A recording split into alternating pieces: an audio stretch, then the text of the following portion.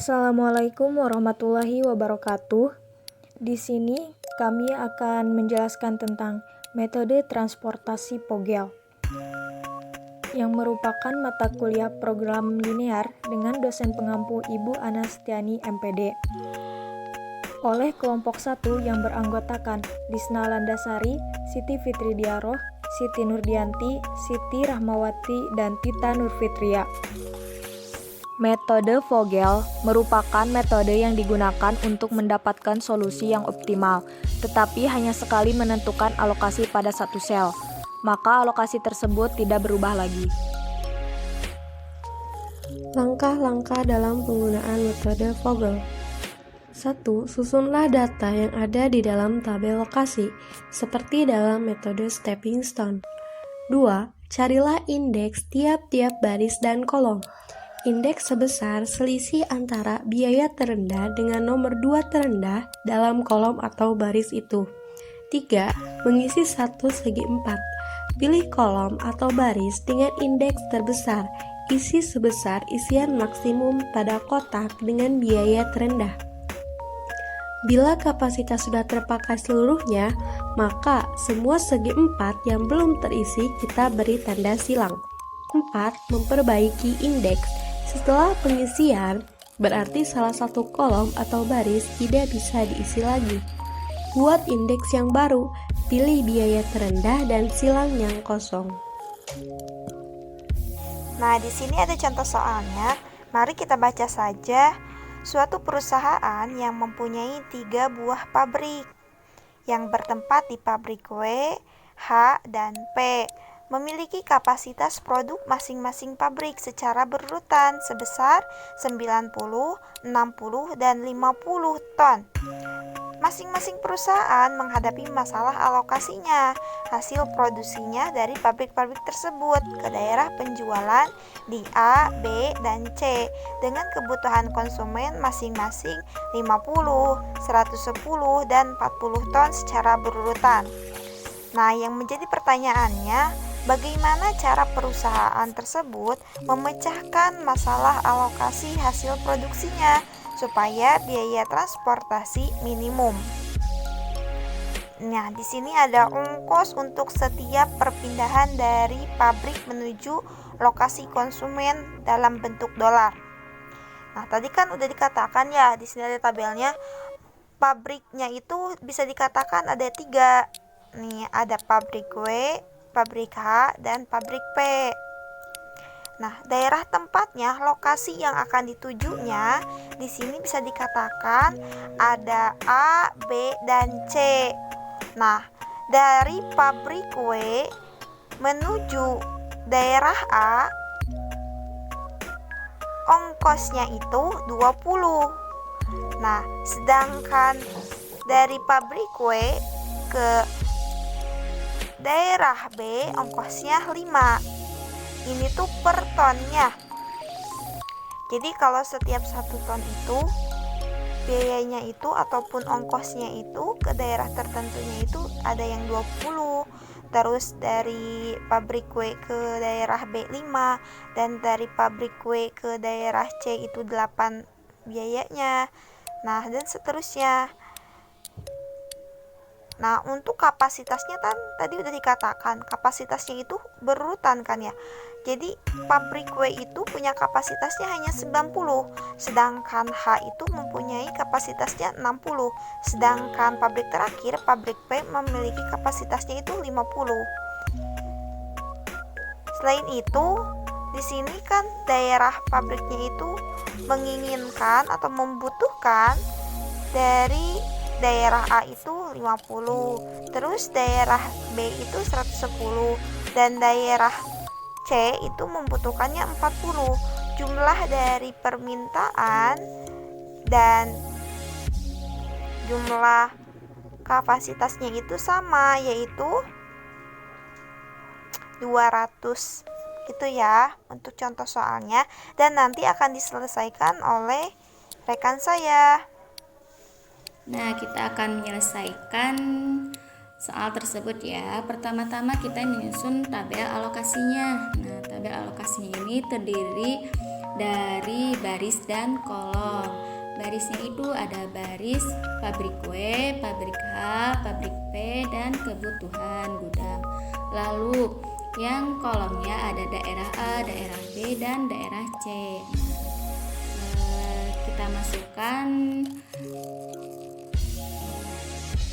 harga per tonnya ya, tadi sudah dijelaskan oleh teman saya. Lalu X11, X13, X12, X21 dan seterusnya itu apa? Nah, itu adalah banyaknya alokasi dari sumber pabrik ke tujuan gudang atau kita sebut XIJ. Nah, nilai XIJ inilah yang akan kita cari dengan menggunakan metode Vogel.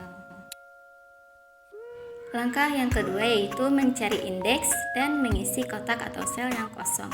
Indeks di sini yaitu selisih baris dan selisih kolom. Kotak atau sel yang kosong ini yaitu tadi XIJ tadi. Nah, pertama-tama kita cari indeks dari baris pertama dulu. Di baris pertama ada biayanya itu 25 dan 8. Nah, dari 25 dan 8 kita cari dua angka terkecil atau terendah, ada 5 dan 8. Selisih dari 5 dan 8 yaitu 3. Nah, lanjut ke baris kedua. Baris kedua ada angka 15, 20 dan 10. Di tiga angka tersebut mana dua angka terendah? 15 dan 10. Selisih dari 15 dan 10 yaitu 5. Lalu di baris yang ketiga, nah ada angka 25, 10 dan 19.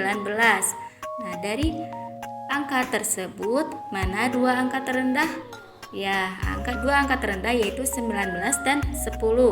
19 dikurangi 10 atau selisih dari 19 dan 10 adalah 9. Kita lanjut dengan menghitung selisih kolom. Nah, selisih kolom.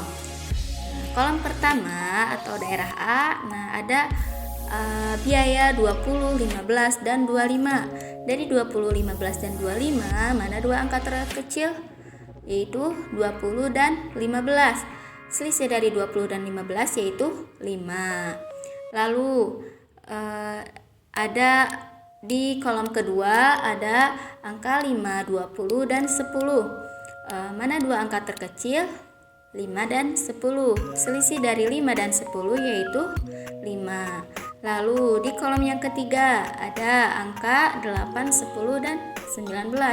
Mana dua angka terkecil? 10 dan 8. Nah, selisih dari 10 dan 8 atau 10 dikurangi 8 yaitu 2. Nah, kita udah dapatkan ya selisih baris dan selisih kolomnya atau indeks yang pertama. Ada angka 3, 5, 9, 5, 5, dan 2. Dari indeks tersebut, mana angka yang terbesar? Nah, 9. Nah, 9 ada di baris ketiga atau pabrik P. Nah, jadi akan kita isi sel kosong pertama yaitu di baris ketiga. Kemudian di baris ketiga ini ada angka 25, 10, dan 19. Nah, dari biaya-biaya tersebut mana biaya yang terendah? Nah, 10 ya, 10 biaya terendah. Nah, jadi kita akan isi sel yang kosong di angka 10. Lalu kotak kosong tersebut kita isi dengan isian maksimum. Kotak kosong tersebut kan terdapat di kolom daerah B dan baris pabrik P. Nah, pabrik P itu kapasitasnya 50, daerah B itu kebutuhannya 110. Nah, kalau misalkan kita memasukkan di kotak kosong tersebut 110, maka akan melebihi kapasitas. Nah, sehingga kita masukkan angka 50 di kotak kosong tersebut. Nah, di baris ketiga karena sudah memenuhi kapasitas yaitu 50, maka kotak-kotak yang kosong kita beri tanda dengan silang, tanda silang. Langkah yang ketiga yaitu memperbaiki indeks. Nah, setelah penyisian pertama, langkah selanjutnya menghitung baris atau kolom yang kapasitasnya belum terpakai seluruhnya. dengan membuat indeks baru. Nah, tadi kan yang baru kita dapatkan itu di baris ketiga. Nah, sekarang kita hitung lagi yang kapasitasnya belum terpakai seluruhnya, berarti baris 1, 2, kolom 1, 2, 3. Nah, kita lihat ke baris yang pertama, dua angka terkecilnya yaitu 5 dan 8, berarti selisihnya adalah 3. Kita tuliskan 3. Nah, untuk baris yang kedua, kita lihat dua angka terkecilnya yaitu 10 dan 15, berarti selisihnya adalah 5. Kita tuliskan 5. Nah, untuk baris yang ketiga, sudah terisi penuh ya, soalnya di kapasitasnya udah terisi semua, jadi kosong. Nah, kita ke kolom yang pertama. Kita lihat dua angka terkecilnya yaitu 15 dan 20, berarti selisihnya adalah 5. Nah, untuk kolom yang kedua, kita lihat dua angka terkecilnya yaitu 5 dan 20. Kenapa dengan 20? Karena yang 10 ini sudah terisi penuh, jadi selisih dari 5 dan 20 adalah 15. Kita tuliskan 15. Lalu untuk kolom yang ketiga, dua angka terkecilnya yaitu 8 dan 10. Selisih dari 8 dan 10 adalah 2. Nah, kita lihat angka terbesarnya yaitu ada di kolom 2, itu 15. Nah, dari kolom kedua ini kita lihat angka terkecilnya yaitu 5. Berarti kita tuliskan misalnya di sini tuh 90. Kalau misalkan kita dituliskan di sini 90 untuk kapasitas masih bisa. Tapi jika dilihat dari kebutuhan gudang akan melebihi kapasitas. Jadi kita tuliskan di sini 60. Berarti yang kolom ininya kosong. Soalnya sudah terisi penuh. 60 tambah 50, 110. Lalu kita ke baris pertama lagi. Kita lihat selisih dari 8 dan 20. Berarti 12. Kita tuliskan 12. Untuk baris yang kedua, kita lihat dua angka terkecilnya yaitu 10 dan 15. Berarti selisih dari 10 dan 15 adalah 5. Kita tuliskan 5. Nah, untuk baris yang ketiga ini sudah memenuhi semua, berarti kosong. Nah, lalu kita ke kolom yang pertama. Kita lihat selisih dari dua angka terkecilnya yaitu 15 dan 20, berarti 5. Kita tuliskan 5. Untuk kolom yang kedua sudah penuh, jadi kosong. Lalu untuk kolom yang ketiga, dua angka terkecilnya yaitu 8 dan 10, berarti selisihnya adalah 2. Nah, lalu kita lihat angka terbesarnya yaitu 12. Berarti kita akan mengisi di baris yang pertama. Kita lihat angka terkecilnya yaitu 8.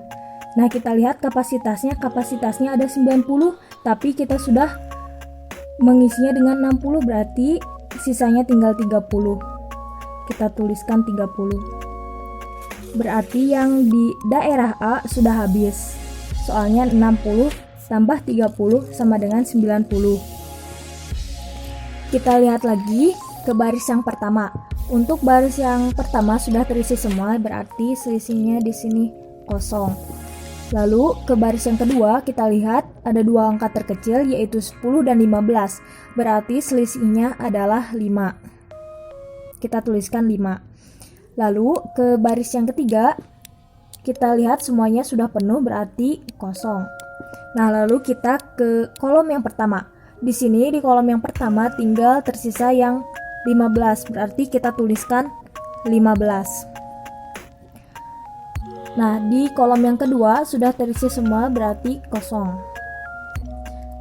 Nah, untuk di kolom yang ketiga tinggal tersisa 1, berarti kita tuliskan saja 10. Nah, bisa kita lihat angka terbesarnya yaitu 15, kita beri tanda.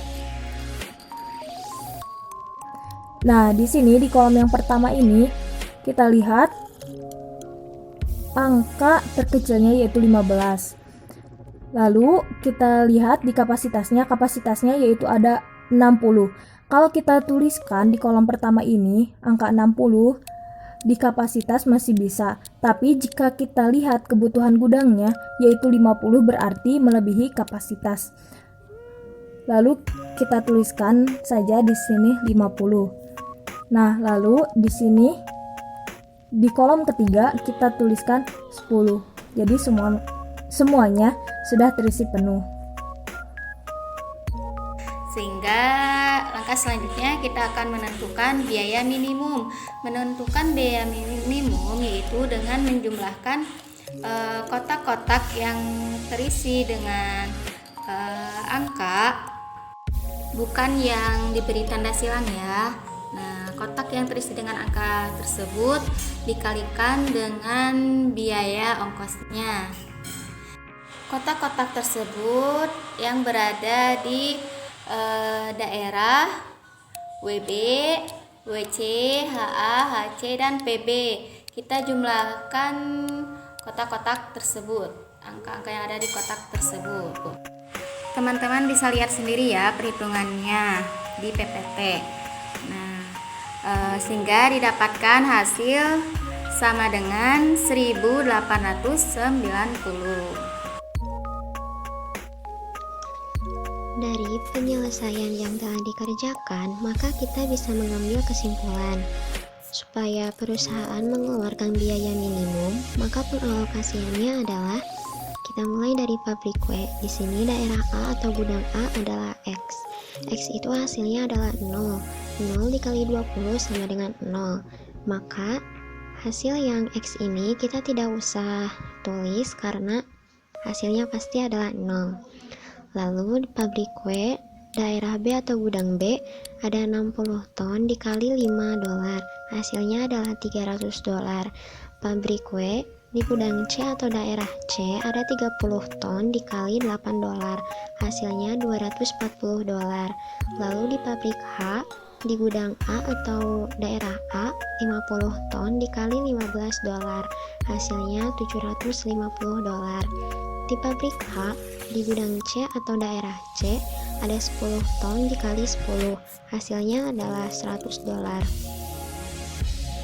Lalu yang terakhir di pabrik P di gudang B atau daerah B 50 ton dikali $10, hasilnya adalah $500.